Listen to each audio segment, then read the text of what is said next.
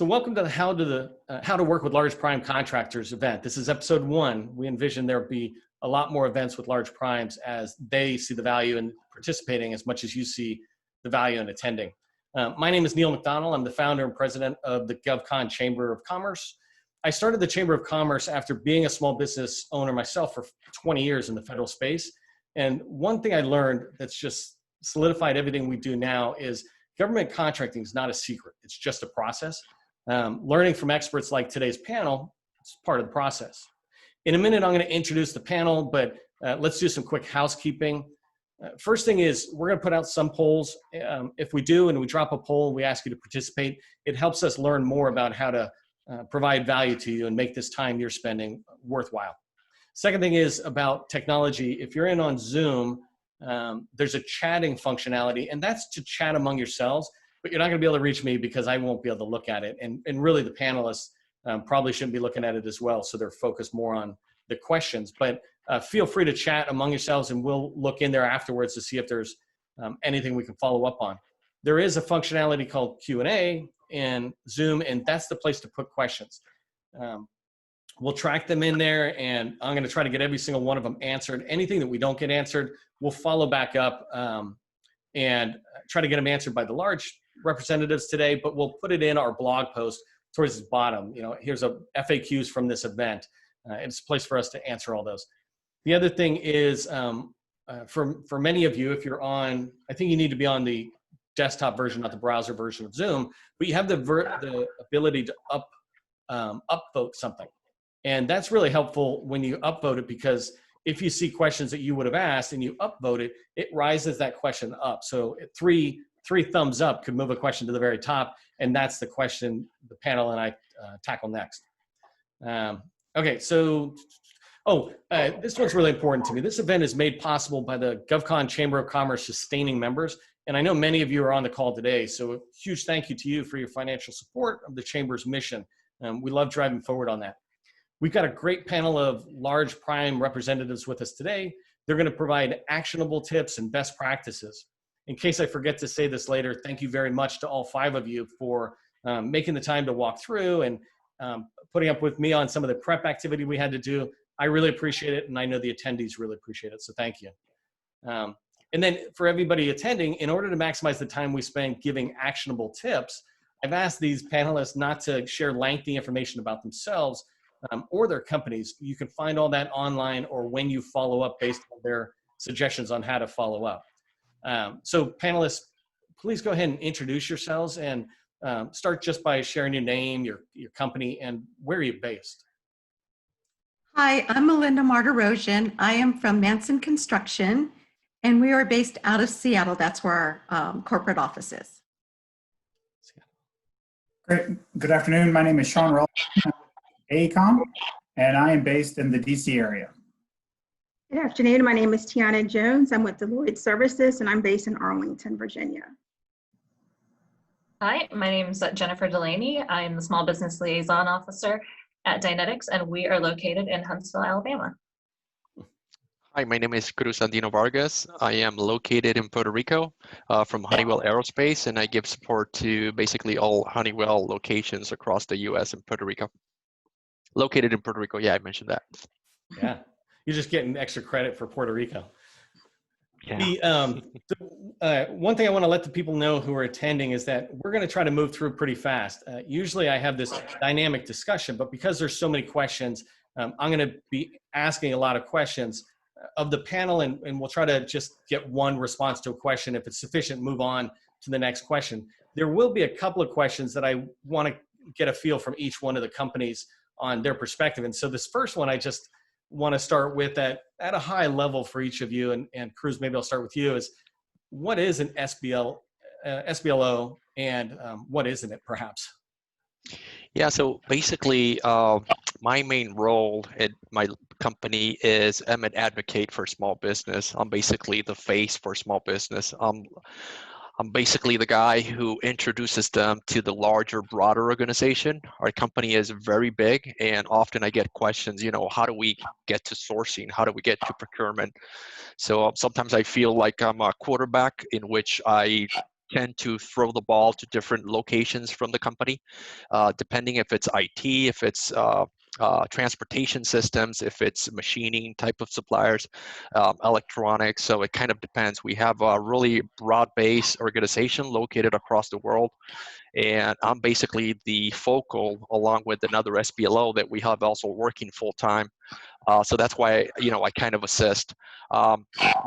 Don't really know all the opportunities. Sometimes, people often feel like we do. We don't. A lot of times it is the commodity management groups who understand what the needs are within specific commodities.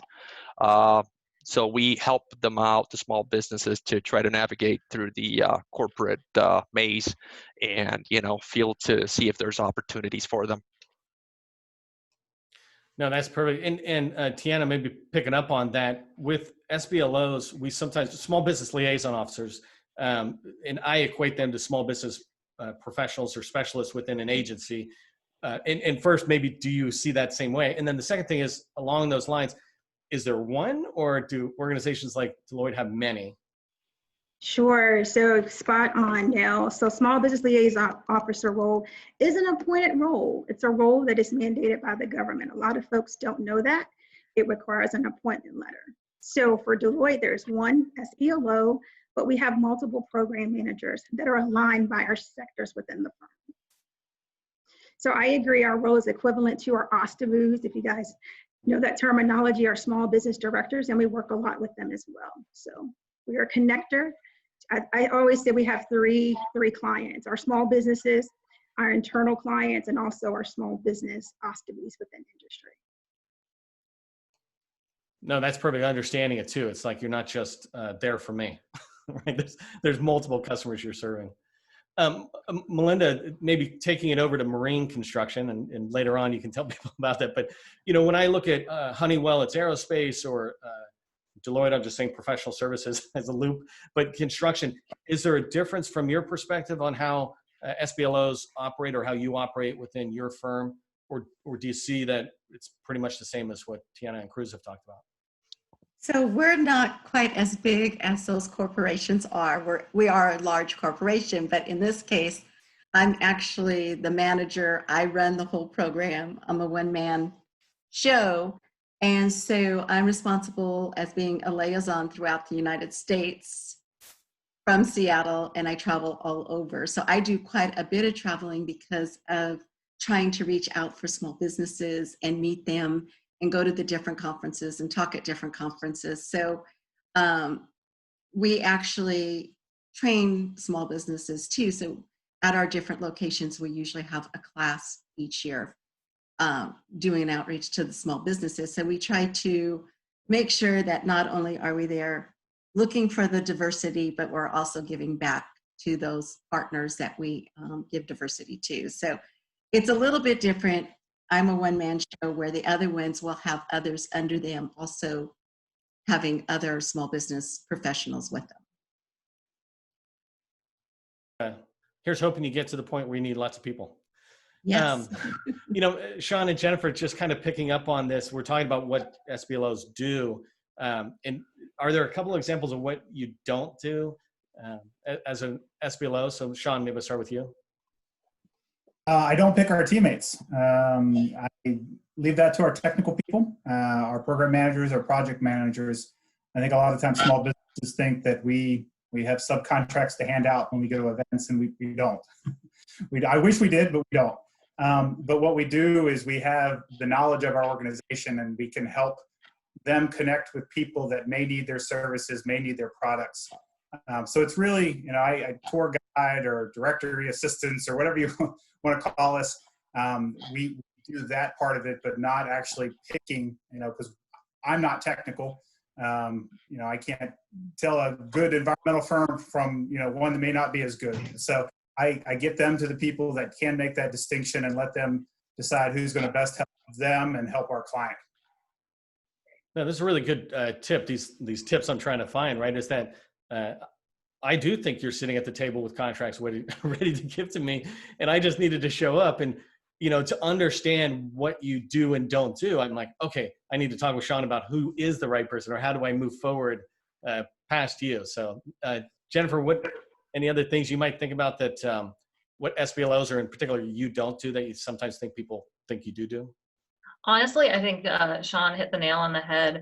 I've even had some organizations thinking that I can actually commit the company. I'm kind of in a weird situation because I'm embedded into subcontracts, so I'm having to wear a bunch of different hats. As a subcontracts person, I can commit the company and sign contracts, but as an SBLO, really what we're here for is facilitating and getting you in front of the right people who can ultimately make the call to explore some business opportunities.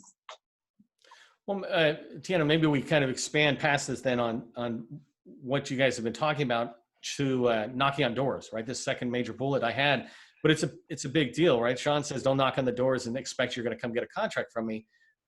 What's guidance could you give us on the right way to come knocking on the door? It's the first time we ever met you or heard about you, and we're trying to get in and do business with your firm. Sure. So the first thing is doing research. Deloitte is a big engine, and so we have multiple entities within Deloitte. So understanding your client, understanding your teaming posture. Do you want a prime or do you want a sub? It's going to be helpful. I think one of the misnomers is that large businesses, we have compliancy, but we also want to grow strategically with the firm that we're working with as well. So just understanding the footprint of any organization that you go in, your teaming posture, making sure that all your information is up to date because we do verify, I think is very, very important now. No, that's a good point. The tip there is making sure that we have our ducks in a row before we knock on the door. I always say you want to eliminate all the reasons that anybody, an agency, a large prime is going to talk to you and say, oh, did you go do this? Did you go do this? You want to be able to come in and say, yep, did it all. And then you guys say it. Cruz, going along that line, often I think small businesses think when we knock on a door that that you're just going to take us right in and we follow some process you tell us to follow and we're going to get on the on your supplier list. But I don't think that's really the case from earlier conversations with you. Can you expand a little bit on that, about how limited that competition is? Yeah, so one of the things we were discussing is that normally I personally get approximately an average of 5 to 8 emails every week from different vendors, different companies, and you introduce them to the broader base. And normally what I've seen as in my experience is that every year we take, of all the companies we do introduce to our supply base, approximately 1 to 3. So these companies need to actually have all aligned to what we're looking for. Because when we commit to a business, we're looking to grow with them, that they accept terms and conditions, that they have capacity for growth. And most of the times, a lot of the companies don't have what we're actually kind of looking for. And they won't, once they're evaluated, they don't have at the moment what we're looking for. So it's very difficult to get in, and especially, there's a lot of competition. Yeah, for the attendees, one of the things Cruz said to me when we were chatting was that once you're in, though, it's so important to these larges that they maintain these suppliers, maintain our relationship, that they begin to then help us grow in maturity as well as opportunity. So that's really handy. Just keep it on this thread, though, Shawn. Personally, when you think about getting knocked on the door or emailed or whatever, just on really low-level tactical, how do you like to be approached? LinkedIn, phone, email, like what's kind of the best way to come knocking on the door that first time? I think email. I think phone is fine. I'm not going to have the information right on hand, chances are. But if you give me an email and you're very specific as far as what you do well, who you've done it for, if you have information on contracts we hold or upcoming contracts, if you include that in there, give me some specifics. I think that the worst is getting sort of that general, that email that that's gone out to 100 people and it has nothing specific in it. It just says, I'm a small business. I want to work with you. Do you have any opportunities for me? I don't know what to do with that, right? We are a big company. We do a lot of different things for a lot of different clients. And for me to help a small business, I need to know what do you do? What do you want to do with us? Where can you help us help our clients? And if that's not in the email, then I'm going to have a hard time helping you. So I think for me, emails are, I think, the best, and specific emails with, details that are relevant to AECOM are going to be the best. No, that's perfect. And Jennifer, just kind of going with that, but maybe spreading it in a little different direction. And I don't want to keep coming back to you for what's not to do, but especially, when you think about ways people have approached, and Shawn's talking about, don't say you do everything. Is that what you tend to see, that sometimes we smalls come in unprepared or unfocused? And if that's what you're seeing, what would your guidance be to us on, how to look a little sharper to you when we're knocking on the door? Well, I think up until now, we've really talked about how to approach us, but I think one of the biggest things is when to approach us. And this goes back by doing your research on our company.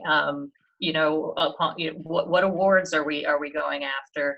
A lot of times, especially with the various NASA groups, Marshall, Glenn, the information is out there on, what packages are available to be bid on. So basically, there's an opportunity to try and get in there at the front end. A lot of those requirements have a submit subcontracting plan, so we're actively looking for potential small businesses then. And then after award, I always say that there's about a 3 to 6 month period there that is probably the worst time to reach out to us, because we've just been awarded, things are going crazy, and we're trying to get all of our subcontracts and POs in place from that solicitation phase. So obviously there's going to be some opportunities that will arise, but I think that those are the two large wins on when it is a good time where there could potentially be some work share. Yeah, it's funny. I'm hearing you, and I feel like maybe right after you won an award and we see it posted, that we think that the pond has just been stocked. And not only will we go down there and get fish, but we don't even need bait. And the reality is it's the complete opposite, to recognize how busy your team is trying to stand up this contract, be accountable to the government customer, et cetera. So that's really helpful on the when. I hadn't thought of that. Melinda, one of the things you had shared, and I hope you could share with the audience, but this goes back into that theme of doing research. And I made this mistake when I was talking to you. Oh, you're a construction company. Well, yeah, like a lawyer is a lawyer. Can you expand on that example you were saying about how somebody just didn't take the time to even understand the level of construction you guys do? So, for instance, we're in the water. So we build bridges, we do dredging, so everything is in the water. But then I'll have somebody approach me and say, hi, I understand you do construction, and we build, we do flooring. And there's no way we're going to have flooring on a bridge. So I always suggest that you should research your company before you contact them and know what they do. Granted, being the way we are and the way we're structured, we do look at using and utilizing in our day-to-day operations, and that's where you would fit in, rather than being in a contract that we're working on. So it's not that you're not going to fit. It's just that when you want to bid on a project with us, you really need to look at what does that company do, because sometimes there is restrictions. And in our case, we're water-based. So you have to be able to work on the water mostly. Landscaping and that kind of thing is going to be on the land and the earthwork, but most of our construction is in the water. So you have to learn what the company does, and you really need to go to their website and check it. Yeah, I think that's a common theme I see from all of the panelists, that in the agency say the same thing. Do your homework before you come in. Do you understand what we do? People who go to NAVC and think they have airplanes or something, it's like, well, they might, but I mean, think they're facility based. It's like, no, that's somewhere else. And that's part of doing your homework. And it's sometimes difficult for us to do that, right? In agencies, there's so much information. Sometimes the information's hidden. Melinda, just kind of going with what you were saying there, do you have some tips on how we can do research, right? I mean, obviously we go to the website, but any tips on how we can do research about your firm and learn more about how we might be able to help? So you can I highly do suggest that you do go to the website. We have actually a whole section just for the small business section, so you could know how to get in contact with me. It also explains all the realms of what we do as far as construction goes. And call me, and you can ask me, this is what we do, and I noticed that you do this type of work. Is there some way I can fit? And we usually do try to find a way for you to fit if there is a way in the type of construction we do. So the best way for you to learn, we have brochures, but you would get those if you're at a conference, and that totally explains what we do and what type of work we are. But calling us, but the websites, go to all the different sections of the website, because we tell you what kind of equipment we have. We tell you what the projects are that we've worked on, and make sure that you see yourself pretty well fitting in a situation of the type of construction that we do, or the type of dredging that we do, because there's two different realms that we do. So dredging's a whole different thing. That's a big supply chain for us. So one part, we're looking for subcontractors and suppliers, where when we're dredging, it's mainly services and suppliers. So we're heavy in the supply chain. And that's just, we do a lot of service look too. So, no, that's perfect though. You guys have a good, strong site that, and that's the idea, right? Is to get in. What I would recommend to people is take a look at the site. And if the site is giving you confusion, then call Shawn or whoever and say, hey, I'm just trying to do some homework. I'm not trying to get a contract handout just yet. But Jennifer, let me keep going on this thread for a second about, being in that ideal state, right? You want us to do our homework before we knock on the door. What are some other tips that make us look good as we're coming in? In fact, Cruz talked about financials a while ago, but this idea of looking strong, are there some more basic type tips that just make us look like, we belong there? Yeah, so I mean, maybe the best way of answering that is with an example. We obviously have a lot of requests coming in from machine shops. Well, if you want to do business with the government, there are your basic certifications, your ISO, your AS 9100, being ITAR certified. So what I definitely noticed a very large difference between once upon a time meeting in person, any kind of potential subcontractor who you can tell they have all of those boxes already checked, to the ones that, we're having our audit here in a couple months, but that there's going to be that delay. And there's a reason also that you get those certifications. It really does set you up to portray yourself as much more experienced in the industry, especially with machine shoppings where they're a dime a dozen. So that would be probably the best example I can get as far as coming in prepared. In my opinion, it would be better to hold off on meeting me until you get all your ducks in a row and then come in. Well, and that's a really good segue to a question, Teanna, I want to ask along. Somebody wrote this question in actually on checklists, because the way Jennifer said, wait until you're ready and then knock on the door, and you have so much farther to go from that perspective. From your perspective, or actually from your company, do you guys have tools in place that checklists, things like that, that somebody can come in and go, oh, let me look at this and make sure I got all my ducks in a row before I even reach out for the first phone call?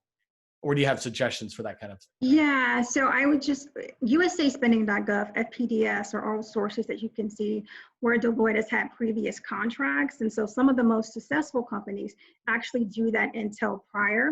They have their NAICS codes, which is important to the government and to us as firms, their past performance, their DUNS numbers, their cage numbers. So all of the verifiable information is going to be key, but the companies who really are successful are the ones that do that in-depth market research through public domains or through relationships, I would say now.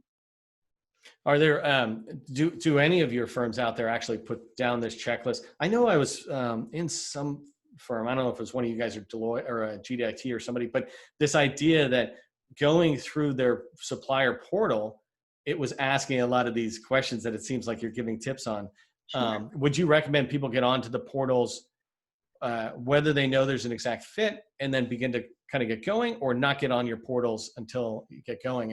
And maybe Teanna, I'll just stick with you with that question. Sure. Our portal is very interactive, so we don't send you to a black hole. Our account teams have access to it, and we do ask in-depth questions. So my role is a little different. I have responsibility for federal, commercial, and state and local small business supplier diversity. And so for you to email and call would be great, and I try to be responsive, but that portal is a one-stop shop, and we try to send information through the portal as well to many of our small businesses through that mechanism. So. But there's not an actual checklist, do this, do that, just some standard things that you should follow. If you don't have that information, the SBA does have how to build a capability statement on their websites, but each situation is unique, and our portal serves as that mechanism for reaching us. Well, and it's funny, I mean, we're going to summarize this event in a blog post, and we'll create a checklist of tips. And it's almost as if you have this, you know, if you're looking to go with Jennifer's company, did you see what she was saying about these things? And each of you kind of are throwing these tips out just in the answers. Shawn, do you guys, I can't remember, and I apologize for not remembering this. Do you guys have a portal? And my question along that though is, if you have something like that, how's it used internally by different stakeholders who are closer to the technical work? Sure. So yeah, we do have a portal. I wouldn't describe it as a traditional registration portal. It's more of a pre-qualification portal. The questions that are asked are pretty in-depth. And I typically don't recommend small businesses get in there until they've talked to our people. I don't want to waste anyone's time. I know time is very precious. But if there are opportunities, or there looks like there could be a fit, then getting in that portal is good. It gets everything in place in order to issue a subcontract. I think our program managers like to see that firms have been approved. You know, documentation is reviewed by our different technical areas. And then eventually the profile is approved for it to be a subcontractor. So we do have a portal. It is searchable. It is could be accessed by anyone within the firm, but it's not traditional. It's not, you know, there's not a, I mean, there's a place for you to put your capabilities, but it's sort of more in depth than that. So I think it is good if we are a good fit for you, but if it looks like, you know, it may not be exactly the right match, then I wouldn't get in there until you actually talk to somebody about some specific opportunities, just to save time. No, yeah, that makes sense. And Shawn, I want to keep going with you a little bit further on this, and then if anybody else has anything to add to this particular question that I'm going to ask, but so whether it's a portal, whether it's a repository of capability statements, et cetera, do the internal stakeholders who are forming teams on opportunities, et cetera, do they tend to use those tools as a regular part of the process, or are there other ways smalls should be trying to get to know them, and that is just happens to be one way? Yeah, I think they start with their network. I mean, obviously we hold contracts now. We have small businesses on those contracts, so I think it's very rare for us to be starting from a blank slate, right? So we always have some firms in mind that are working with us. Now, you know, contracts expand, they change, we have different needs, or, you know, maybe we're going to focus on different task orders in the new contract. So we do add team members from contract to contract. People meet when they go out to outreach events, they meet firms, new firms are started all the time. So we do have a changeover. Sometimes small businesses become large businesses. And I see that quite often, where small business was successful at being a small business, but they're no longer small, and we have small business goals, right? So we sometimes look to replace those businesses that are no longer small. So there is opportunities to get onto a contract, but it's connections, it's knowing the right people, it's understanding the market, and how, again, your capabilities fit with what we're trying to do for the client. So there are opportunities, and you just have to keep your eyes open for them. Yeah, no, that's great. And there's several follow-on questions that are in this list of questions I have that I'll go back to dig further for you guys in that. Melinda, I wanted to switch a little bit to moving down into these questions that people have. And a big question that people have is related to if a company does construction, marine construction, et cetera, in the water, how does a company, my last company was SharePoint. We did business process solutions within SharePoint. you're doing a construction project, but you still need to run that project and the administrative activities, or whether there's accounting things. How can a firm that's not necessarily being part of that team solution to the government come in and begin to build some experience with your firm? Do you guys outsource that type of work or subcontract that type of work? So you're talking, so for instance, in our case, one of the biggies now with the government, especially in the construction arena, we used to be able to do our own quality control. And we cannot do that anymore. That is third party. Most of the time it's going to call. And there is other areas that are like what you talk about. When the RFP states that we cannot do that, we are looking for those type of people for scheduling. Some of the things we might be so busy that we can't do the scheduling as far as the schedules go. And we are going to look for a third party to help us and bring them in to do that. And they are looking at my database. They are looking, they'll contact, my people will contact me and say, this is our need. What do you have? What can you find us? So that we can contact them and get quotes for those different areas that we now have that are on the project. So yes, there is areas, we do the research. We look at first our database because those people have stated that they have an interest in doing business with us. From there, I'll go to Dynamic Small Business Search. I'll contact PTAC because I want to make sure that they have a good, diverse, to where, because not everybody's going to respond. So I want to make sure that they at least get a decent response back. So I go to all the different avenues to make sure that we get a good response and then go from there. Yeah, you threw a gem out that I forgot to even tackle early on, but Cruz, maybe I'll throw it down your way to the relationship of larges and PTACs. You know, is it worthwhile for people? I mean, I'm throwing a volleyball up and setting it for you to spike, but you know, what's the relationship and how would you encourage smalls to get involved with PTACs as it relates to trying to do business with Honeywell, for example? Yeah, so definitely one of the things that I've done here at Honeywell is I've created what I call the market research tool. And in there, I have a complete section of how to utilize the PTAC services. When I go to these small business events, these people are very helpful in capturing small business lists. My experience has been that through market research utilization, I go to them for needs, and I've always been able to successfully get lists back from them. So they have more recent updates, especially from their regions, depending, you know, on who you contact. But for me, they've been very helpful, and I've been able to actually find small businesses utilizing their services. No, that's perfect. And is that, Teanna, is that a common thing for you guys as well, that you find the relationship with SBA or PTACs very helpful to you supporting your customers? Absolutely. We're doing a lot of OSTABU panels too, and figuring out joint ventures and how to collaborate with our small businesses as well. So absolutely. Yeah, so that's a big one for people out there. If you haven't, get hold of your PTAC. I mean, that's and one of my favorite pieces of advice from a PTAC, Anna Ehrman, was that when you hear tips from the experts like the panel today, best advice I can give you is just follow what they say. They're trying to give you tips on how to get in, et cetera.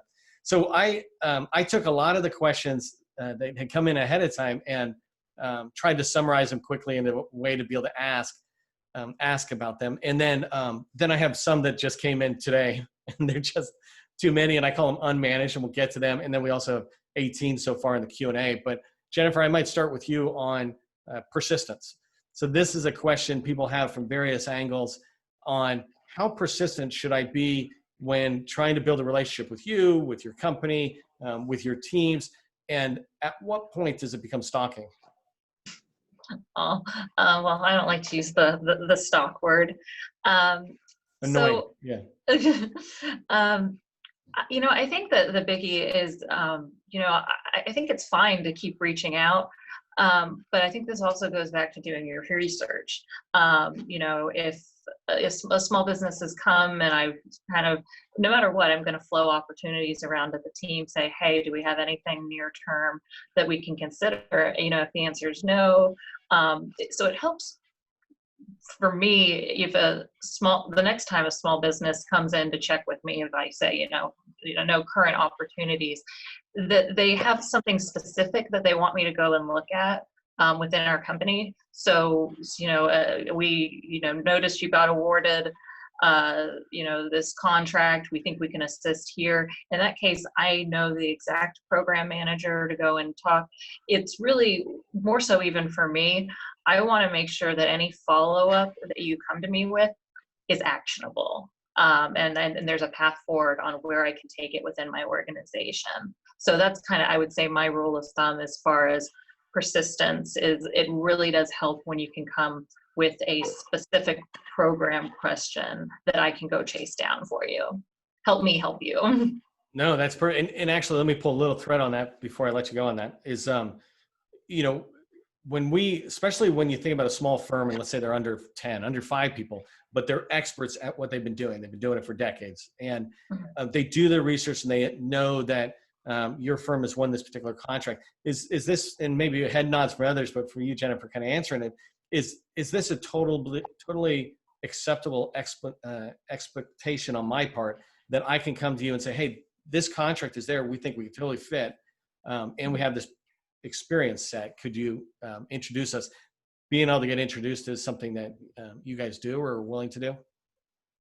Absolutely. Unfortunately, with COVID, we have had to put the brakes on it a little bit.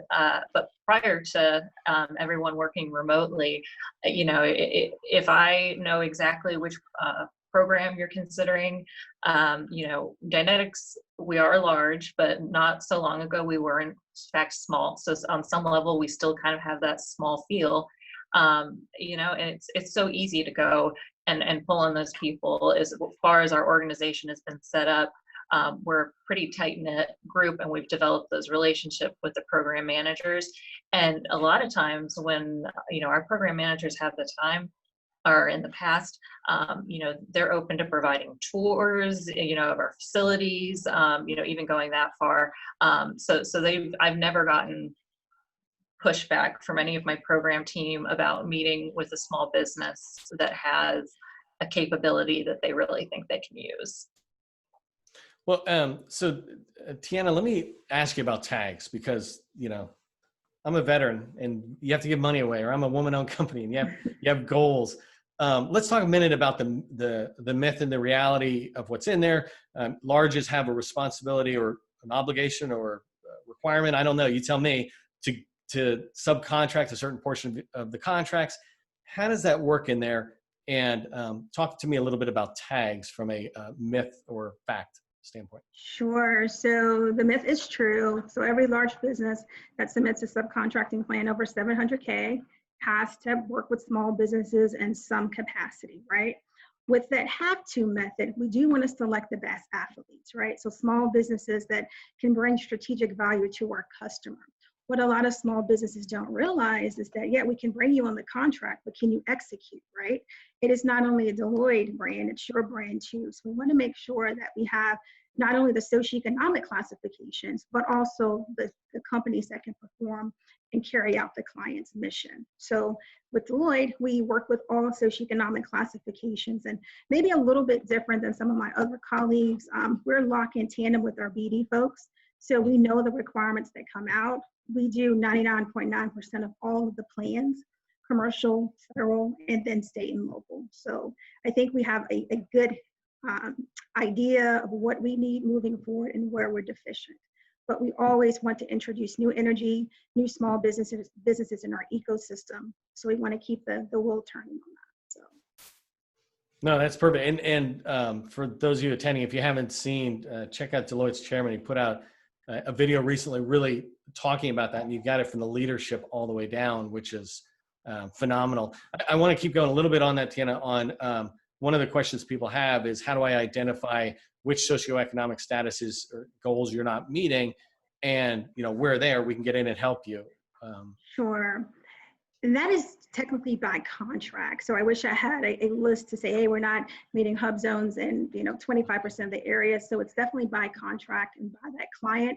and the client dictates what goals we have to achieve on that particular contract. So I would always just tell small businesses, when in doubt, reach out, right? And we can inform you and tell you if we're looking for a socioeconomic classification or if we're looking for a technology, right? And so we usually try to be honest brokers in that, because we don't want to waste time for any company at all.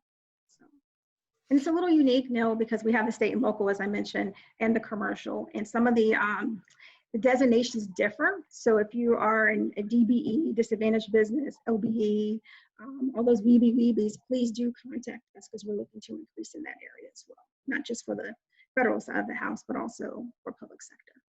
Right.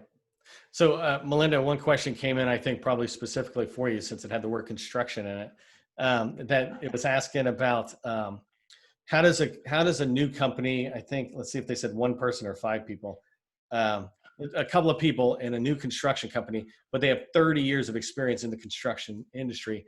How do they get in, and I would add, should they get in to a large prime trying to begin to get a relationship and business within there? So it's all about what you have for history. You don't have to necessarily work in the government arena, having that experience. So you should have your capability statement. Your capability statement should show history. When I look at construction companies, I'm going to look at your capability statement. I'm going to see what you have for an SBA profile. I'm going to contact maybe some of the previous people that you've worked with, just to make sure that you followed through and you finished your projects that you stated and how well you did on the projects. And we have taken firms that have been in business, maybe as long as you have the bonding capability to do the job that you are bidding on, we're going to look at you and consider you. But you have to have the bonding, you have to have the experience, and you have to be capable to complete the job, and have the financial background to also be able to do that project. So we look at the whole picture, and anybody who falls in the realms, and we're looking at pricing and whoever, and also we're looking at your social economics too. That comes into play. If we're needing a certain type of goal, if we have 2 people who are really close in the bid, then we might actually go for the one goal that we're really looking for, if it's close enough to make sure that we make all the goals that the government's looking for us too. So there's a lot of different plays that you're looking at, and you have to look at that whole picture when it comes into play in construction. No, and actually I think, and Cruz, I'll throw this just continuing your way, because you had talked about some of the requirements that are in there, just how structured Honeywell is. I mean, everybody is, but you were talking about this. And often small businesses are almost always started by people who are SMEs, and then we become business owners, right? First, we're just really good at this and we're going to go off on our own. And then we learn how to become business owners. We learn how to do sales, all this stuff. Often it's a construction person or an IT person or et cetera, who's starting these companies. And the reason I say that is there's so much of this circle around just starting a business that we don't think about because it just hasn't popped up. An example, Melinda was just talking about a little bit, but is financials, in this financial stability to be able to last through a contract. Can you explain why that's even important? Some of us think, just give us the contract and we'll be able to live and work. Yeah, so I think it's very important when we're selecting companies, like they mentioned before, that they fulfill the duration of the contract. Sometimes our contracts could be 5, 10, 15 years, depending, on how big it is. And financials come into play because we've come to situations in which companies they go bankrupt. So we're looking for that information. And when that happens, it really puts a strain on our supply chain. And if we don't get a single nut for an engine that costs probably $2 million, that's going to basically, and potentially delay one of our really big sales. So that's why we look at the financials to see if there's like a financial stress or a strain that the company may have. We look often in Duns and Bradstreet. That's a piece of information that we're always kind of looking for as well. So companies need to make sure that the numbers they have in DMB are really aligned to what's currently happening. I've seen examples in which companies there have red flags when they actually don't. They have to go in and fix them. So those are just, some kind of tips of things we look for in small businesses. No, that's perfect. That example though about the one nut is, I think, so clear. People sometimes don't, they see the one nut, they don't see the engine or what the engine's going in. So perfect analogy there. I wanted to keep going with these list of questions, and there's this one question that I thought was so great when it came up, that often we think about getting into the large, trying to become a subcontractor of the large, but many of us know that that's not the right first path. We need to be proving ourselves more, gaining more experience, et cetera. And one of the best places for us to do that, as well as get to know you guys, Shawn, maybe I'll throw it your way, is how can you help us, you SBLOs or program offices? How can we meet the smalls who are already in your organization, where we might be able to subcontract with them to gain the experience, both just in general with the contract, but also gain the experience of relationship with AECOM or whoever? How can we meet those other smalls that'll allow us to move one step further towards our potential being a supplier to you directly? So, once we're back to in-person events, I think a lot of clients have industry days. There are small business events where clients attend. Usually, larges and smalls follow the money, right? So if the client's there, if the client's talking about a forecast, small businesses are attending, large businesses are attending, and you get to know people through those events. There are also industry groups that a lot of large businesses and small businesses participate in. So being a part of those industry groups, you get to know who is in the market. Obviously, doing the research. It's a lot of information. FPDS was mentioned, USA Spending. You can certainly find out who's winning contracts at the prime level. There's even some subcontract data out there. Identifying firms through those resources and attending events and introducing yourself and networking through industry groups, I think are the best ways to kind of learn the market and learn who you should be talking with. What about if I push you just a little bit further on getting an introduction from you to a small that's working with AECOM? Is that an expectation smalls can, that instead of a liaison to your program office team or whoever, actually, hey, yeah, we're working with this small 8A firm. Go talk to them. Yeah, I mean, I think I would be happy to do that. I think probably the better person would be our technical people. Our technical people are the judge of who's a good business and who's not. So if your deficiency is that you just don't, you're not ready to prime, or you're not sure who to talk to, but you're good at what you do, technical people would be happy to introduce you to, other firms that may need your service as maybe a third tier sub. We'd be very happy to do that. You just have to kind of get down to the point where you're talking to the right people that really understand what you do. Yeah, that's perfect. And that's a good segue, because you're right. A lot of businesses, but you don't necessarily know the technical side of it, and being able to go through you to get to a technical office who then introduces you would be awesome. Jennifer, if I can kind of keep expanding on that a little bit on meeting these folks, is it a normal expectation that there could be multi-tiered subcontracting on a contract that you guys have, where you guys got the prime, you have a sub, and then maybe one of the smalls who are listening today becomes a sub under the sub? So I'm sure that we do. And as far as, I think what we haven't covered up to this point is the fact that we do have to report on our small business numbers biannually. So this is, again, another reason why we really kind of seek to grow our business. So I can't say that I've had one directly come to me and I've said, well, we're already subbing to XYZ, but you might want to check in and see there. However, does that mean that it doesn't happen all the time? Probably not. I could say that it's a pretty regular occurrence. It's just not something that I usually facilitate. No, that's perfect. And that's the idea, is sometimes we smalls can learn from other smalls before we're going further up the line.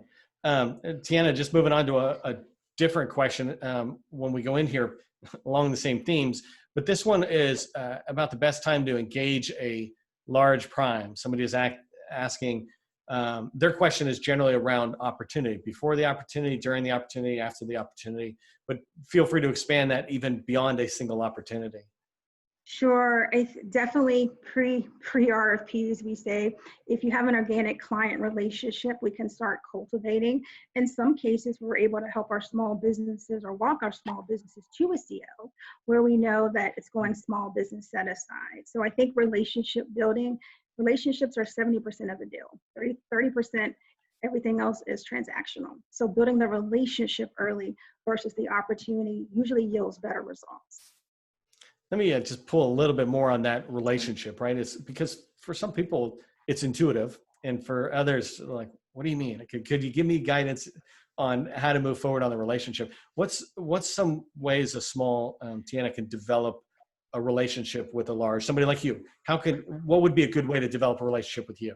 Sure. First, getting the meeting set up with us. A lot of small businesses feel like the small business office, they're not the decision makers, but in Deloitte, we are the influencers. So we do all the sourcing, all of the plans, as I mentioned earlier. And so by us connecting you to the right people, I think Shawn mentioned going to events. We're usually at all of the events that are out there, even our clients' pre-RFP events that they have as well. So cultivating, understanding LinkedIn, the power of, that's how we met Neil, via LinkedIn. So using your social media networks as well to really figure out who's who within your organization is very key. That's perfect. Thanks. And Melinda, one of the questions I saw, and actually I'd like to open this a little broader to the entire panel if you have thoughts on this, but a concern and a question that came through, and I've heard this many times about the relationship between larges and smalls and feels unfair and David and Goliath, whatever example you want to use. But one of the concerns people have as a small is if there's an opportunity or an agency that we're in, similar to what you were just talking about, Teanna, how you help.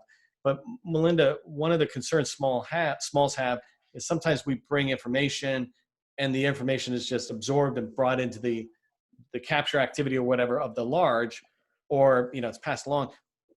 How would you advise, and this again, I think I'd like to open this up to the broader panel after Melinda, but how would you advise smalls, how freely should they be on this information that's in there? I know the government is looking to go this direction. These are the challenges, these are the key people, whatever.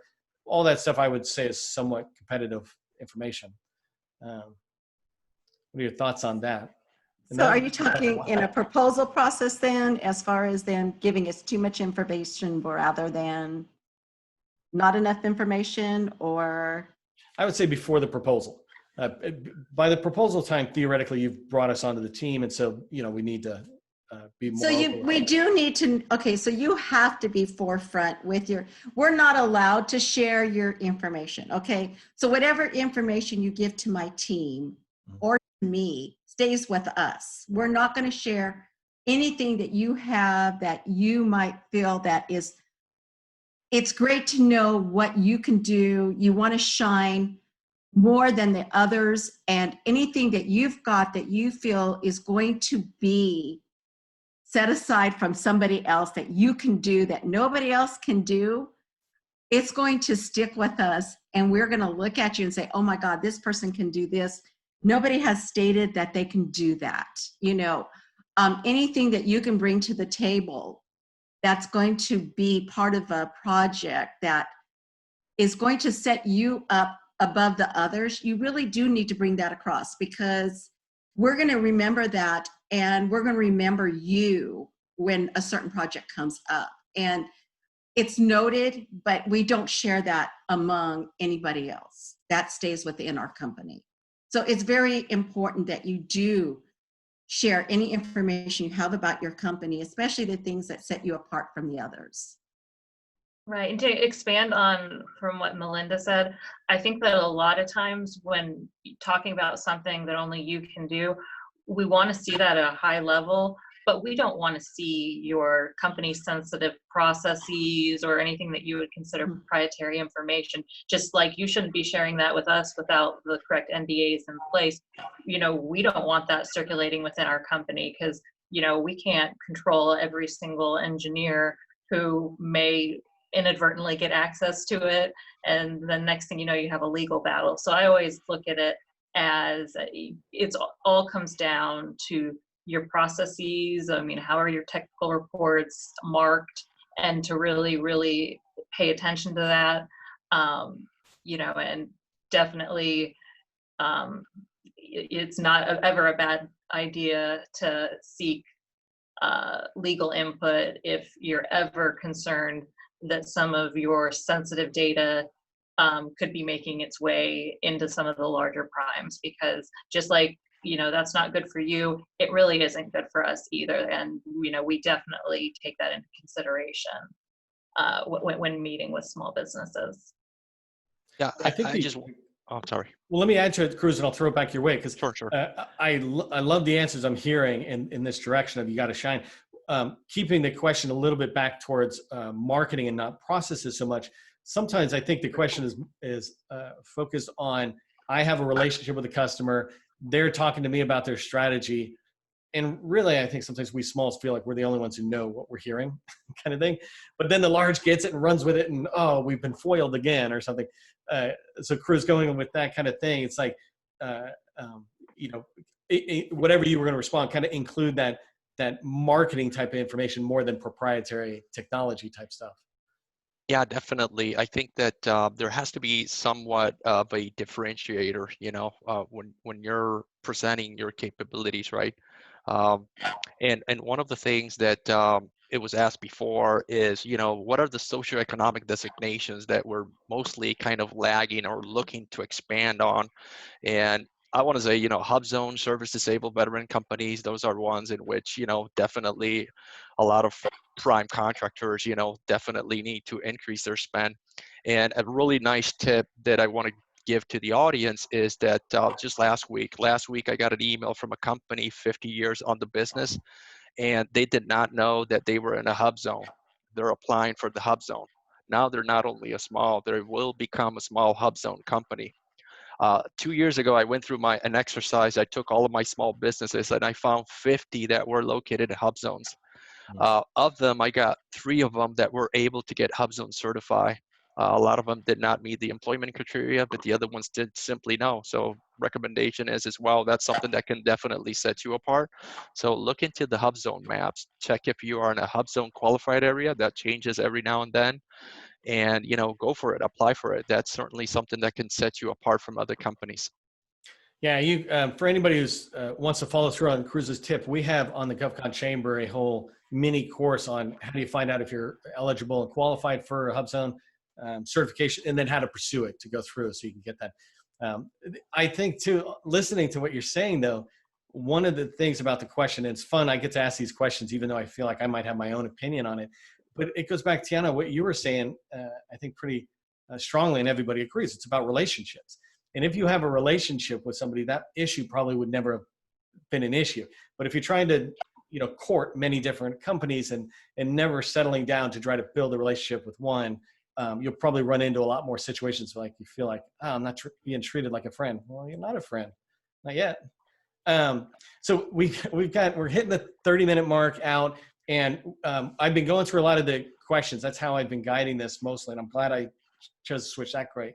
But I wanted to just maybe try to shoot some fast ones out as I look at these. And frankly, I am looking directly at a Word document on my screen here. So when you see my eyes moving, but here's one that, Teanna, I would like to, this goes, I think we already talked about it, but I just want to ask it, is can you go from a high level of a step-by-step approach to doing business with a large? If you just think big picture, 50,000 foot, I wanted to ask that question for whoever asked it. Sure, yes. And it goes back to, again, getting your capabilities together. What can your company offer, I think is key. And then vetting the large business. Just as we vet our smalls, I think it's very important for smalls to vet large businesses to see if it's a cultural match, if it's a client match as well. And after you do that, there are portals that we have to register on our portals. And then our contact information is there. And you say that I'm ready. But I think doing the homework, I go back to that. And seeing, is AECOM the right company for you? Is Deloitte the right company for you? Is Leidos the right company for you? I think it's the first start. Just because we're large doesn't mean we're the best fit for what you're trying to do. Yeah, no, that's perfect. And those are steps that, we'll summarize them. This question's an interesting one. It comes back. We've talked about it, but I just want to throw it out again, and maybe Shawn will throw it your way, is do large firms outsource any of their own core competency, right? So okay, there you go. It's an interesting question. I've gotten it before. So for the most part, I would say no, but I think there are goals that we have on contracts, and if there aren't the niche areas where we can meet those goals through that type of work, we do bring on firms. And sometimes there are firms out there that, maybe they don't have the capacity that we have, but maybe they, have key individuals that will strengthen the team. And we certainly will bring on those firms, whether large or small, to be subs to us. So I think there are reasons, maybe geographic, if a firm is located, close to the client, knows the client, why bring that firm on? So there are many different reasons why we would bring a firm on. Core competencies, I think, we're winning the contract. The client wants us to perform the contract, but and there's certain situations where it makes sense to bring on a sub, small or large, to help us with the contract. No, perfect. And Jennifer, how about some timeline questions? People are asking, how long is it, as I develop a relationship or I'm working with an organization like yours, how long should I expect to get an NDA turned around if that's an expected piece of document? Maybe a master teaming agreement or a teaming agreement. What's the typical timelines? And the question laid it out: hours, days, weeks, months? Well, I mean, so it'll depend. I mean, it definitely won't be hours, but it likely won't be 6 months. I think that a lot of that is handled through our legal department. So I've seen them get finalized in a couple weeks, maybe some that take a month if there's really some terms to the agreement. But another thing that I just want to point out is a lot of times our organization, we love working with small businesses because they're so easy to work with. This isn't, and I'm sorry, Cruz over at Honeywell, this isn't a Honeywell and a Dynetics or Boeing going up and really having to negotiate those terms. So, I think as long as you're willing to work with us, we're definitely not trying to put anything in place that's unreasonable, something that would protect both. I definitely look at that more as a couple weeks to a month. And then, as we say, the fun part gets started. Yeah, I think a lot of smalls, and I was telling somebody when I was chatting with you guys in prep work that I tend not to give advice. I tend to say, this is what I think you should do. I don't give options. I just say, this is what I think you should do. And because I just like it factual. If you want other opinions, somebody else has got one. But an example is it takes 12 to 24 months to do business in the federal government as a prime contractor. Yeah, there's one-off exceptions, but basically it takes that long. In developing a relationship within Honeywell or Deloitte or any of these other firms, it's kind of that same thing. Yes, you can come in and slide in and do it faster, but is that pretty much the timeline that you're looking at, 12 months at a kind of a minimum for beginning to develop new relationships, or what can people expect on timelines? And maybe, Melinda, I'll throw that up your way. So timelines for us aren't as like the other industries. So we look at when the company gives us their information, we're looking at what can they do for us, where can we fit them in on the project, and we look at how long. So for us, if we have that need, it could be right then and there that we will bring, if they have everything in place, we can bring them on, and we have that need. It's going to fit right then and there because we're in construction. So it's not like we're manufacturing something and we have to have all those other guidelines. So in our case, our timeline can be right then and there that we're going to bring you on. We might need a special type of supply, and you've got that supply, we're going to bring you on if the pricing's there and you've got the classifications we're looking for and the whole guideline. But then there's other things when it gets to where you have a real specific type, like a certain anchor that we have to have that has to be put into a project, and it has all those specifications. That timeline could take like maybe a month because we have to make sure that you have everything in process, and it's a Buy American Act. We got to make sure all the parts are American and the whole gambit there. So in that case, it could take a little bit more time to figure that out. But some of ours are pretty much right then and there, where some of them could take a little bit of time. But I don't think it's as timely as when you're in the manufacturing field and those kind of things, because we're in construction, it's a little bit different. Well, I think if I correct it a little bit, what I mean is when you get into business, it takes like time to build the experience, get some of your ducks in a row. Okay, I am so sorry. No. Yes. But what you said though totally expands on that. Yes, it could be really fast if you did everything right. If you don't have the right certifications, if you don't have the right skills or experience, well, it's going to take longer. So I think some companies are going to take, okay, so when you're brand new, spanking new, I think you're looking at least 6 months to a year, because you got to get with a PTAC, and you got to get with everybody that you got to talk to people in your same industry, along with the primes, along with the government, and you got to go to classes too. There's classes out there that are free, and there's classes that will help you grow. And I think with all that and getting everything in order so that you can do business and move forward and be ready for business, you're looking at probably 6 months to a year. Yeah, it's kind of timely. So go into some of the questions people are putting in right now. Cruz, I'll throw this one your way, but the way the question's asked is, it's been my experience that prime contractors are looking to reduce the supplier chain. I know you were saying it does, you don't ramp up with a lot of new suppliers initially, but is that what you're seeing, that there's this need to reduce the supplier chain? I have to say that, it is often a reality. We're looking at rationalization from a company-wide base. But one of the things that small businesses bring in, okay, we're rationalizing, but we want to still bring in these key players that will make us meet all of our socioeconomic designations. So even though we do have that as a strategy at some points of the company, from the small business program office, it's a little different, because in order for us to meet our small business subcontracting plans, there's no way around rationalization or diminishing our supply base. It's about bringing in those key players to meet each socioeconomic designation. No, that's perfect. And then the next question, Teanna, I'll throw your way. It's funny, I almost gave my opinion back. I'm like, no, we don't need that. How much time spent in scanning capability statements? We're told that's the most important document out there, Teanna, but how much time do you or people in your company actually spend looking at it? So a great amount of time, and even our vendor portal, so most of the information that's on the capability statement is extrapolated there.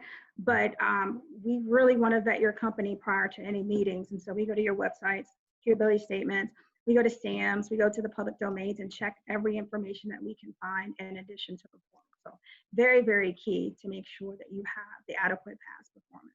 And one of the things I want to say about that, Neil, is some companies are not necessarily true to what they can do. So if you do program management, just say you do program management. We really want to make sure that we're utilizing the best sub in the discipline and area that's needed for that particular client. So don't overinflate, your capability statement thinking we're going to look at it more. We really want to know where do you have that past performance and that subject matter expertise.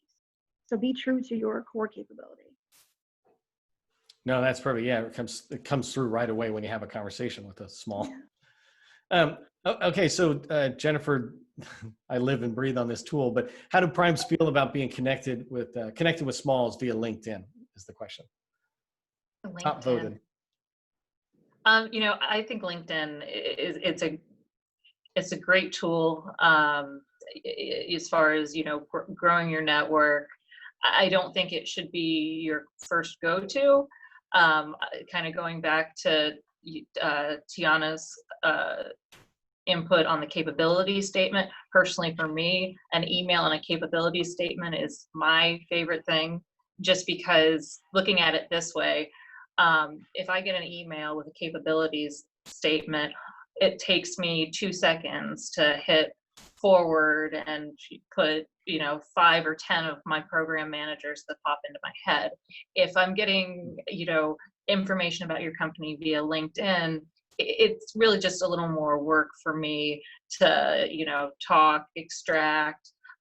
So I think that it's it makes our life a little easier with reaching out via email and having capability statements, sometimes even tailoring those capability statement in relation to the research you've done.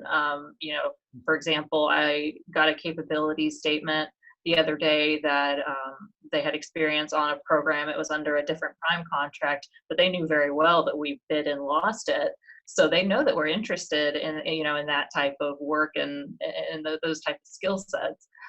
So while I think LinkedIn has its place, absolutely, I would not recommend it as your first point of contact. No, that's perfect. Reduce the number. Okay, so is it, let me figure out the question before I ask. So is it better to present our small business as an expert or present as more generalist? And Shawn, I think I'll throw this your way. The question is, should we present our small business as a focused SME, or that we can do broad categorizations of work? So if it's the type of work we do, then I think the SME approach is probably the best one, because we are looking for the strongest partners we can. For me though, I need to, if you get too into the weeds, you're going to lose me, right? So for me, and understanding, my understanding of what you do, it's important to kind of keep it high level, so that I can get you to somebody that will understand the weeds. But again, we're not looking for generalists. We have contracts, we have people working for AECOM that do many different things. We're looking, if we're going to add somebody, there needs to be a reason to add them. Again, we've talked about the small business goals, but really the technical expertise is probably the biggest driver of why we add subs. So we're looking for the SMEs, but for me, I think just getting you to the right people is where your focus should be when speaking with me. But once you're talking to those right people, then you can go into the details. Yeah, I think that's good advice generally, right? There's some people in your roles in the agencies or in large primes that have more technical connection with the work or something, but generally the liaison or the small business specialists are trying to get you to the people who actually have the need or something, and you keep it higher, and then the next piece of material is going more technical. Melinda, there's a question here about how do we learn about opportunities that your firm is going after, so that I can situate myself properly to try to go after it as well or team up? Okay, so for my, what I really recommend is you look at the bidders list and see who's holding those projects or the type of work that you do. You look for those type of projects and you look at the bidders list and see who has those plans and specs, and you contact those companies that are doing it. And you can contact me directly and you can tell me, this is what I do, and do you have any needs in any of the projects that you have right now? And I can direct you there. But really you should do your homework and see what projects we're actually looking at, what projects we've actually been awarded, and call me and say, oh, hey, I know that you've actually you're on the bidders list for this project, and I can get you in contact then with the person directly, and you can see if it's going to be a fit with that person. And the nice thing is you're going to have a conversation with that person. You're already starting to build a relationship with them through me. And I think it's really important that you do homework. You can always call a company and ask them, can I fit in something and can I help you with this? But really it shines a lot more when you already know that we're bidding on a project and that we are awarded a project and that you want to talk to that person. I can get you to that person really fast. And I think this goes back to the whole relationship all of you are talking about. If you have the relationship, it'd be a lot easier to hear about some of those things. Correct. Cruz, I'm going to throw a question your way. I feel like some of these sometimes are not softballs, but they're hard balls. But here's the question is, can you sell in a need that you're not actively bidding, right? So maybe your firm's not actively bidding something, but we think you would really love this, right? How do we, and it's the same question we have for agencies, right? How do we go in and talk to the agency about, oh, you'd really love this? How do we have that conversation? Some guidance maybe on that. Yeah, so I have to say that that's one of the biggest challenges I have as an SBLO. I've had small businesses present to me capabilities of things we don't need, but I think it would be something really cool to look into. And a lot of the things to try to see if we can we don't have a need for it right now, right? But we may have a need is to have high leadership sponsorship, right? And a lot of times it's very, very difficult. If we don't have like a need, have companies that have these training tools, and I've tried to introduce them, right? New development tools, for employees to learn, new stuff. And it's been very challenging, to say the least. So, right now it's a lot easier to understand that we have the need, and then we search out for those companies that we have the need for. No, that's perfect. And innovation's a fun one. Teanna, I want to throw this next one to you. It's a switch on what we've been talking about, subcontracting under a large.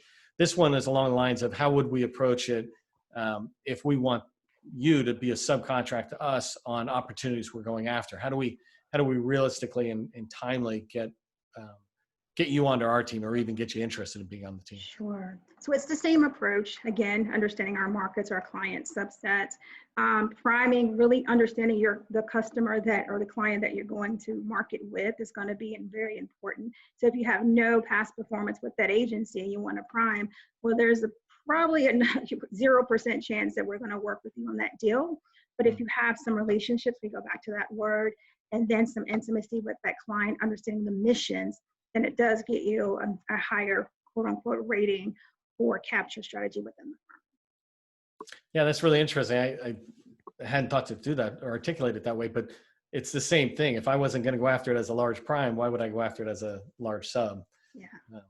Okay, so here's one that I've seen before, and I want to ask this again because this is a question that it comes up with smalls. We feel sometimes misunderstood. And in this particular case, it's after we registered on one of your portals.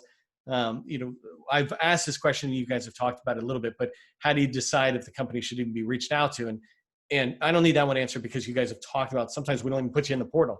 So we look at you and even vet it before it goes in the portal. But is developing the relationship necessary to be matched to the opportunity? Is it developing a relationship with one of you as an SBLO necessary to be matched to the opportunity, or can they just go straight in through the portal and hope to get to the program office? And sorry, and Shawn, I'm going to throw that one your way. That was my first time to make you all go, oh, who's got that one? So sure. I mean, I don't think it's not an absolute that you develop a relationship with me. If you have a connection, you meet program manager, project manager at the industry day or at an event, and you make the connection there. I think that's great. I mean, that's my goal is to get you to those people. So if you're doing that, if you're being proactive, I think that's wonderful. I mean, I certainly do develop relationships with certain small businesses that kind of use me as a way to identify people, but the idea is that eventually you won't need me, right? You'll be connected to all of the right people within AECOM that you'll be able to go directly to them and shoot them an email. Hey, just saw this came out. Are you interested? And you won't need me anymore. So that, to me, I think is maybe success. Use me, and then you don't actually need me anymore because you know who to talk to. Yeah. No, that's good. Sorry, go ahead. From my standpoint, the vendor portal is used by our account teams, our business development folks, capture, subcontracts folks. So we don't always want to be the gatekeeper of information. So you may get a call from one of those stakeholders looking for an opportunity as well. So it's not dire that you have a relationship with the small business office. You could get a call directly from another stakeholder within the firm as well about an opportunity. No, that's perfect. And just as a side note, that's why it's so important to make sure those profiles are filled out fully, correctly, and speaking to your core competency. Let's talk CMMC, Jennifer. So especially it says here, CMMC is a gorilla in the room, and I've done panels before on CMMC. I think first question, and there's a question in the feature here, but I wanted to just expand it. What's your firm's take on CMMC? Are you guys tracking on it? Is there a process in place to communicate with your small business teaming partners to move them down that path towards CMMC, or for everybody else, a cybersecurity maturity model certification? Are you guys tracking much on that right now? We truthfully need to be doing more. And that was part of our acquisition by Leidos. Like I said, up until a couple of years ago, we were considered a large business. So we are improving on our processes on that, every day, but that's something that definitely during our Leidos acquisition, as we've been talking to our counterparts, that's a major area that we're looking at improving on over the next 1 to 5 years, pretty much is would be the corporate plan. And what about you guys, Cruz? Are you guys tracking cybersecurity maturity model down there? I mean, I kind of assume it applies to you guys. And then how does it apply to your supplier base? Because that's the real concern on CMMC. Yeah, so it's a really good question, and I think that it definitely is at some levels, but from a supplier development point of view, we're still not there yet. Looking for that type of maturity from suppliers. We do have, as an example, when we're trying to get suppliers into our supply chain, it has a couple of questions in there, and that one's yet to be placed in there. So I'm just, kind of wondering right now if it's something that's needed, because I know that there's a lot of topic around it at this moment, but definitely it's not something yet I'm looking for into small businesses to get them in. Okay, no, that's interesting, and you would think you guys would have a focus on that. I think DoD is still tracking on it. So for the person who asked the question, I mean, CMMC level 1 is required by everybody, and it's easy. Just go out there and get it. I've written a book about it. I put videos on it, and it's necessary to support our large primes here to keep them safe. I want to throw a question, Teanna, back your way for marketing. This is pulling on one of the things you and I talked about. What recommendations do you have, maybe in addition to what we've been talking about, for small businesses to market effectively? In this case, not just through portals, things like that, but maybe outside tools you might have advice for related to branding, et cetera. Sure. So I've seen a small business use YouTube, right? So marketing costs can be very, very extensive. So using your LinkedIn, your Instagram, but the YouTube commercial of their firm in 30 seconds, 60 seconds makes a big difference. So being creative in this pandemic time. Yeah, that's an interesting thing. It's like how do people in your organization, Teanna, absorb data, right? We have the portal and we can put it in, but what if we have white papers or YouTube videos, webinars, et cetera? Is there a way for us to work with you to get those downstream? Sure, you would just email us those informations and we kind of streamline those to our account teams, and we'll say, go to YouTube or use your capability statement or go to the website. So we actually put under needs assessment what the preferred method of contact for viewing their information would be. So we take that action for our internal clients. That's perfect. So if we're coming at you with the level of preparation that we were talking about, then it goes downstream. Okay, so we got a little bit of time left. I'm looking at these questions, and again, there's just so many. I'm trying to find the ones. So goal, government goal. So I'm trying to avoid anything about goals. So here's one that it's interesting, but I'll just say it again because it's so important that we hear advice sometimes more than once. How do we reach out to you to begin to develop these conversations? And Melinda, maybe I'll throw it your way. How do we get started? Call me, email me. I prefer to get the email first. I'd like to get your capability statement, any information you have about your company, and let me know that you're interested in working with us. And then call me so that way we can build a relationship over the phone, and visit my portal, fill out the paperwork. Our form is really pretty easy, step forward, to make sure that we have that also in our paperwork that we have on you. And then from there, I can actually get you to the right people. I like to always give somebody 1 to 2 contacts so that they can talk to them and start building a relationship within our own company. I want to, I'm the one that's going to get you introduced, unless you, for instance, meet somebody that's at a conference direct on and you start working with them directly. But first and foremost, I think it's just getting that email and telling me what you can do for me, and then also call me so that we can build that relationship over the phone too, and then move from there. That's perfect. I'm going to ask one more question, Teanna. I'm going to throw it your way, but before I do, I want to let the panel know that I'm going to try to wrap up with a very quick, like 15, 30-second tip. Like if you had one thing to leave people, and remember this, even if you said it already, the problem with 90 minutes of questions is sometimes the last thing is unrelated to your most important tip. I want to give you a chance to just be able to say, hey, if you just took one thing away, it would be this. And so, but while you're thinking about that, Teanna, I wanted to ask you this question I've seen somebody ask, and it's along the lines of attractiveness of a small to a large. In this scenario, they're talking about they hold several best-in-class contract vehicles. They have multiple tags. Is this of interest to large businesses? Absolutely. I would say the more the merrier mentality, the more NAICS, the more capabilities, contract vehicles you have. A lot of things are coming out under BIC, so definitely of interest. Certainly send them on. That's perfect. So yeah, I mean, when I saw the question, I was like, yeah, wow, that's ideal. You're probably attractive to a lot of people. So, okay, perfect. So we're wrapping up. I want to make sure we end on time, but you know, Shawn, maybe starting with you, and then go to Jennifer, Cruz, Melinda, and Teanna in that order. Just one last thing. If you took one thing away from today, here's what it would be.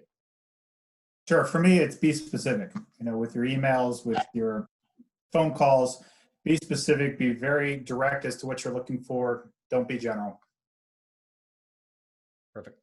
Sure. And mine would be, do your research about where awards are coming from, where's the money coming from, so that you can proactively get with these primes and partner with them on some of these bids to, in our case, it'd be NASA or a lot of DoD contracts.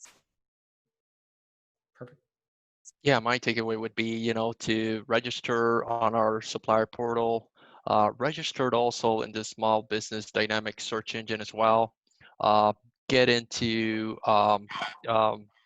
subcontracting network also. We're starting to use that tool for opportunities. And you know, when you have all your capability statements, make sure you have, like it's mentioned, your primary or secondary NAICS codes. The more specific you are, the better. It's easier to find you. I've seen a lot of instances where companies don't put all the NAICS codes, you know, and I've have to go back to them and tell them that's the reason we can't find you. So make sure you have those specifics in there. And that would be, you know, my biggest take to them. So mine would be to follow through and be timely. Once you've made the contact with us, it's so important that you do follow through and that you do everything in a timely manner. So that way, because it speaks mountains when you're timely, because it lets me know that you're going to work with my people in a timely manner and follow through with them too, and do everything you're saying that you're going to do. And I would say don't overstate capabilities. If you do program management, I go back to that, do that well, and let's figure out what we can work with you in that capacity. So. No, that's perfect. I'll say this again, I really appreciate the panel helping out, but one thing I appreciate in particular is that this is a new approach for the GovCon Chamber for us to pull out to the large primes. I think I said it to several of you. This is our first large prime event. We've done many with agencies or SBAs, and we've learned a lot, me in particular, 100+ questions. I'm like, okay, so we can shape this more, but the tips that you provided were so awesome. So thank you for that. As we wrap up, I just want to let everybody, I want people to keep in mind a couple of different things. One is we're going to make the recording available. Generally, we can make it available in a day. So no later than Monday will it be available, and we'll let everybody know. The second thing is to make sure you look for our newsletter. You should be signed up already for our newsletter since you joined the webinar. But the newsletter is where we'll talk to you about this video. We'll let you know about other events, et cetera. So make sure you're tracking on that. The next one is, well, this is technical, but just make sure you add us to your safe sender list so you can actually get that newsletter. If you haven't, connect with me on LinkedIn, because I live and breathe on LinkedIn for first introductions, and then I take it offline. I definitely want to shoot out a huge thank you to the GovCon Chamber sustaining members. They're the ones who make all this possible. So thank you very much for continuing to support us. And then finally, for our panelists, you guys are awesome. You've helped me as a moderator make it easy. And for the attendees, you gave us so much information. I really, really appreciate it. And we'll follow back up with you. So that kind of wraps up our event. Thank you, panelists. Thank you, attendees. We will see you again next time. Thank you. Thank you, everybody.